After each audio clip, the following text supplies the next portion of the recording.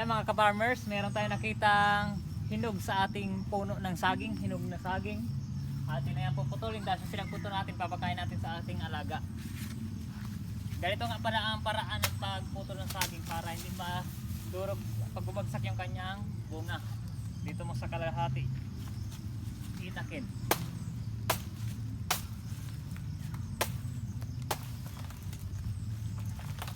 Ayan.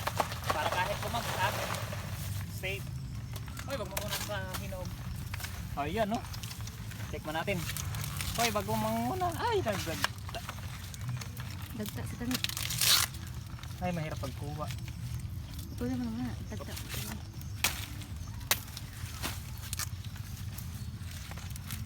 Yan, kumakain ang aming bakang lalaki. Buyag, mataba na po yan at matangkad na. Hoy, hinog. Bango.